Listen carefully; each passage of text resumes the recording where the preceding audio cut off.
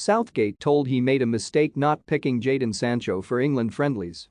Gareth Southgate should have picked Jadon Sancho instead of Raheem Sterling in his England squad. Surely you're better off having Sancho in the squad than Sterling? We know what Sterling can do. We know he's going to the World Cup.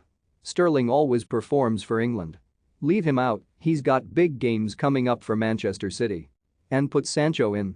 Southgate turned round this week and said he hasn't picked Kyle Walker because he knows what Kyle Walker can do. But don't we know what Sterling can do?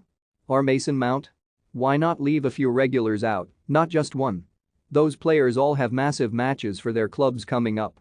Why are you looking at players with 30 or 40 caps who are shoo-ins for the squad? If I was Pep Guardiola or Thomas Tuchel, I'd be disappointed. I think Sancho is playing better than ever at Manchester United. He's playing a lot better than he was when he got in the England squad before. I can't work out why he's not in it this time. Southgate is giving out mixed messages otherwise.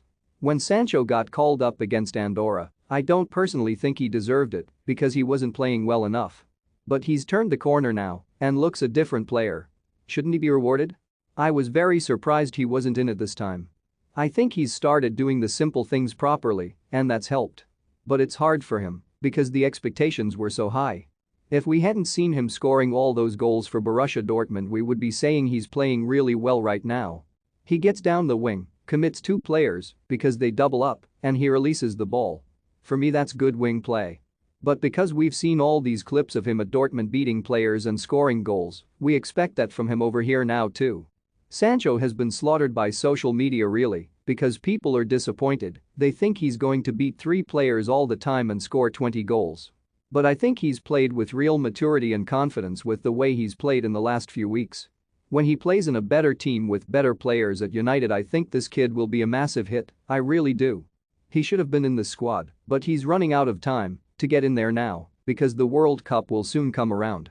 If he keeps on doing what he's doing, I'd like to see him in the squad for Qatar.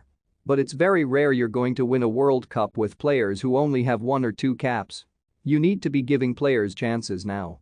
There are loads of players out there that Southgate could have had a look at in these 2 games.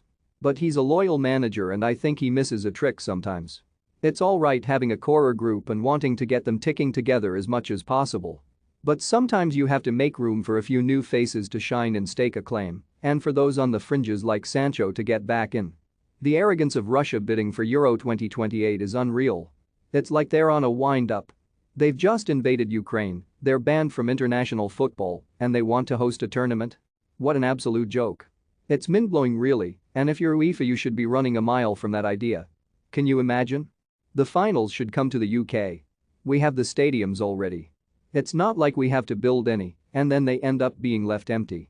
We're ready-made to bring it back. I would love to see it over here.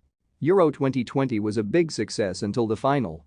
And when you host a tournament you usually do well because it's such a big advantage. Most of this squad won't be around by then, so England will look very different. But it's something for the 16 or 17-year-olds in club academies to aim for.